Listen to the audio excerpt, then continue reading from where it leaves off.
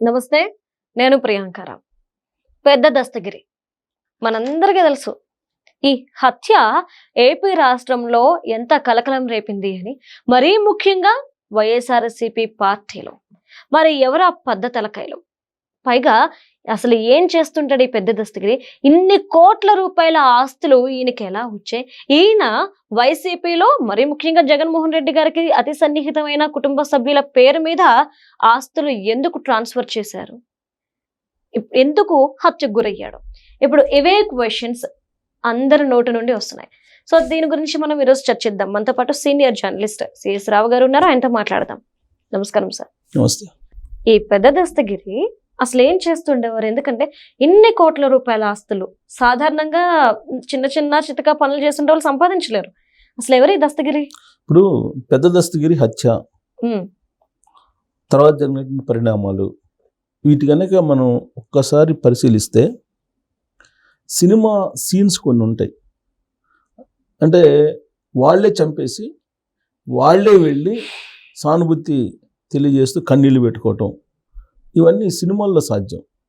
నిత్య జీవితంలో సాధ్యం కాదు అనేది అనుకుంటాం, కానీ నిత్య జీవితంలో సాధ్యమే అని చెప్పి ఈ హత్య జరిగినటువంటి తీరు, పరిణామక్రమం, నిందితులు వ్యవహరించిన తీరు, వీటన్నింటి కనుక చూస్తే నిజం సినిమాల్లో లాగానే జరిగింది అని అనిపిస్తుంటుంది.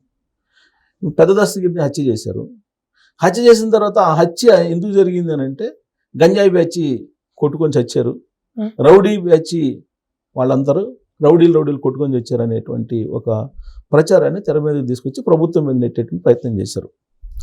అంటే గంజాయి బ్యాచ్లు ఎక్కువైపోయినాయి, రాష్ట్రంలో రౌడీయిజం ఎక్కువైపోయింది, అందులో భాగంగా జరిగినటువంటి హత్య అని చెప్పేటువంటి ప్రయత్నం చేశారు. 6వ తారీఖున ఏకోజానం 3 గంటలకి ఈ మర్డర్ జరిగింది. ఎక్కడ? కడప జిల్లా రిమ్స్ ఆసుపత్రి ప్రాంగణంలో జరిగింది. ఓపీ విభాగం నుంచి బయటకు వస్తున్నటువంటి సమయంలో పెద్ద దస్తగిరిని హత్య చేశారు. హత్య చేసినటువంటి వాళ్ళు వెళ్ళిపోయారు. వెళ్ళిపోయిన తర్వాత ఈ హత్య గురించి తెలుసుకొని వచ్చింది ఎవరు?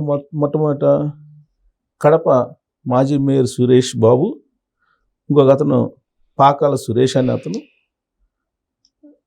వచ్చారు. వచ్చిన తర్వాత కొద్దిసేపటికి మాజీ డిప్యూటీ మేయరు నిత్యానందరెడ్డి వచ్చి మొత్తం ఎన్ని పోట్లు పొడిచారని చెప్పి లెక్కేసుకొని కన్నీళ్ళు పెట్టుకొని వెళ్ళారు. వెళ్ళి మీడియాతో ఏం చెప్పారు? గంజాయి బ్యాచి అనవసరంగా చంపేసింది, గంజాయి బ్యాచి ఏదో చంపేసింది, గంజాయి బ్యాచి రౌడీలుగా మారారు, ఇది చంపేశారని చెప్పి కన్నీళ్ళుగా పెట్టుకొని ఒక సీన్ క్రియేట్ చేశారు.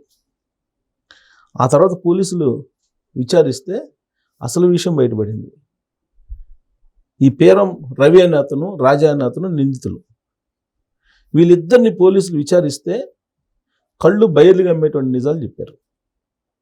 ఏంటి అని అంటే, ఈ పెద్ద దస్తగిరి అనే అతను రియల్ ఎస్టేట్ వ్యాపారం చేస్తుంటారు. ఆ రియల్ ఎస్టేట్ వ్యాపారం కూడా ఏది? కడప చుట్టుపక్కల ఉండేటువంటి వివాదాస్పదమైనటువంటి భూముల్ని కొని సెటిల్మెంట్ చేసి లాపడుతూ ఉంటాడు.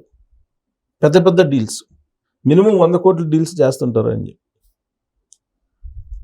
ఆ నిత్యానందరెడ్డికి అనుచరుడు ఎవరు? ఈ పెద్ద దస్తగిరి. ఈ నిత్యానందరెడ్డి ఎవరు అనే దాని మీద పోలీసులు ఇన్వెస్టిగేషన్ చేస్తే ఆ రవి, రాజా వీళ్ళిద్దరు చెప్పింది ఏంటంటే, మాజీ ఎమ్మెల్యే రవీంద్రనాథ్ రెడ్డి అలాగే ఎంపీ అవినాష్ రెడ్డికి సంబంధించినటువంటి అనుచరుడు నిత్యానందరెడ్డి. రవీంద్రనాథ్ రెడ్డి ఎవరు? జగన్మోహన్ రెడ్డి మేనమామ. ఇది పోలీసులు ఇప్పుడు తెలుసుకున్నారు. తెలుసుకొని నిత్యానందరెడ్డికి సంబంధించినటువంటి ఆస్తులు ఏంటి అనేది పోలీసులు ఇన్వెస్టిగేషన్ చేస్తే, వాళ్ళ ఇంట్లోకి వెళ్ళి పోలీసులు తనిఖీలు చేస్తే డాక్యుమెంట్స్, కొన్ని వందల డాక్యుమెంట్స్ బయటపడ్డాయి. ఈ డాక్యుమెంట్స్ వాల్యూ 500 కోట్ల రూపాయలు ఉంటుందని ఎక్స్పెక్ట్ చేస్తున్నారు. 500 కోట్లు. ఒక మామూలు అనుచరుడికి 500 కోట్ల రూపాయలు ఉన్నాయంటే అవి అతనయ్యే అని చెప్పేసి అనుకోవాలా? అంటే అతను బినామీ. ఎవరికి బినామీ అనే దాని మీద ఇప్పుడు విచారణ చేస్తున్నారు. ఎవరికి బినామీ అంటే అందరికి తెలిసిపోతుంది. ఇప్పుడు పార్థసారథి మంత్రి గారు ఏం చెప్తున్నారు, అలాగే నిమ్మల రామానాయుడు గారు మంత్రి గారు ఏం చెప్తున్నారు? ఈ బినామీ పేర్లతోటి ఆ దస్తగిరిని, నిత్యానందరెడ్డిని పొంచి పోషిస్తుంది తాడేపల్లి. అసలు ఈ మర్డర్ స్కెచ్చే తాడేపల్లిలో జరిగిందని చెప్పి కూటమి మంత్రులు చెప్తున్నారు. చెప్తూ వాళ్ళు ఏమంటున్నారు, రాత్రి వేళల్లో మర్డర్లు చేసి పొద్దున్నే పోయి కన్నీళ్లు కార్చేటువంటి సీన్లు క్రియేట్ చేస్తున్నారు ఆంధ్రప్రదేశ్లో. గతంలో వివేకానంద రెడ్డి గారిని మర్డర్ చేసేసి గుండెపోటుగా క్రియేట్ చేసేసి చెప్పారు. ఆ తర్వాత చంద్రబాబు నాయుడు గారి చేతికి గొడ్డలు పెట్టేసి పేపర్లో రాశారు. ఇప్పుడు కూడా దస్తగిరిని చంపేసేసి దస్తగిరికి సంబంధించిన స్కెచ్ అంతా తాడేపల్లిలో జరిగిందని చెప్పి మంత్రులు చెబుతున్నారు, ఆరోపిస్తున్నారు. దస్తగిరిని చంపేసేసి గంజాయి బేచి చంపిందని చెప్పి ప్రభుత్వం మీద నెపం మోపేటువంటి ప్రయత్నం చేస్తున్నారు. తస్మాత్ జాగ్రత్త ఆంధ్రప్రదేశ్ ప్రజలు అని చెప్పి మంత్రులు ఇప్పుడు చెప్తున్నారు. సరే, పోలీసులు అయితే విచారణ సాగిస్తున్నారు. విచారణ చేసినటువంటి క్రమంలో ఈ పెద్ద దస్తగిరిని మర్డర్ చేసిన తర్వాత ఒక బ్యాచ్ ఏమో ఒకవైపు, ఇంకో బ్యాచ్ ఇంకొక వైపు వెళ్ళాలని ప్లాన్ చేసుకొని అసలు మర్డర్ చేయగానే వెంటనే వెళ్ళింది ఎవరింటికంటే నిత్యానంద రెడ్డి ఇంటికి వెళ్ళారండి. ఆ నిత్యానంద రెడ్డి దగ్గర డబ్బులు తీసుకొని, వాహనాలు తీసుకొని, ఒకళ్ళేమో బెంగళూరు మీదుగా తిరిగి రాజమండ్రి వస్తే, ఇంకొకళ్ళేమో ఒరిస్సా మీదుగా వచ్చి రాజమండ్రిలో కలుసుకొని రాజమండ్రి నుంచి అందరూ మళ్ళీ బెంగళూరు వెళ్ళిపోయారు అనేది పోలీసులు ఇన్ఫర్మేషన్. సరే, మొత్తం 11 మంది. ఈ 11 మంది దీంట్లో ఉన్నారు. ఇంకొక 3 పరారీలో ఉన్నారు. వాళ్ళని పట్టుకునేటువంటి ప్రయత్నం పోలీసులు అయితే చేస్తూ ఉన్నారు. కాకపోతే ఈ మర్డరు ఎందుకు జరిగింది? కేవలం నిత్యానంద రెడ్డికి దస్తగిరికి మధ్య ఉన్నటువంటి గొడవల కారణంగానే జరిగిందా, లేదంటే బినామీ ఆస్తుల వ్యవహారంలో గొడవలు అయినాయా? ఇప్పుడు బినామీ ఆస్తులు అంటే అదేదో 1 కోటి 2 కోట్లు కాదు, 500 కోట్ల రూపాయలు విలువైన ఆస్తులు ఉన్నాయంట, పత్రాలు, ఏది డాక్యుమెంట్స్. ఆ డాక్యుమెంట్స్లో వైఎస్ఆర్ కాంగ్రెస్ పార్టీకి సంబంధించినటువంటి వాళ్ళ పేర్ల మీద ఉన్నాయని చెప్పి ఇప్పుడు పోలీసులు ఇన్వెస్టిగేషన్లో తేలినటువంటి అంశంగా న్యూస్లో వస్తుంది. అంటే ఇది వైఎస్ఆర్ కాంగ్రెస్ పార్టీకి సంబంధించినటువంటి వ్యవహారంగానే పోలీసులు ఇప్పుడు చూస్తున్నారు. గతంలో వివేకానంద రెడ్డి గారి మర్డర్ కేసుకు సంబంధించినటువంటి మలుపులు ఎలా తిరిగాయో ఇప్పుడు పెద్ద దస్తగిరి మర్డర్ విషయంలో కూడా అన్నే మలుపులు తిరుగుతూ ఉన్నాయి. దీని ఇన్వెస్టిగేషన్ మీరు పకడ్బందీగా చేయండి అని చెప్పి పోలీసుల్ని మంత్రులే ఇన్సిస్ట్ చేస్తున్నారు. అసలు సూత్రధారులు ఎవరున్నారు దీని వెనక? ఈ మర్డర్ ఏదో కిరాయి మర్డర్ కాదు, నిత్యానంద రెడ్డి అనుసరణ చేసిన మర్డర్ కాదు. మర్డర్ చేయడానికి వాళ్ళు వచ్చి ఉండొచ్చు, కానీ వాళ్ళ వెనక కీలకమైనటువంటి నేతలు ఉన్నారు.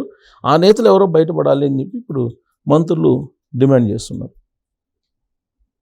సో కాబట్టి గత 6వ తారీఖు మర్డర్ జరిగితే ఇవాళ వరకు కూడా ఈ 2 వారాల పాటు రకరకాల మలుపులు తిరుగుతూ వచ్చింది మర్డర్ కేసు.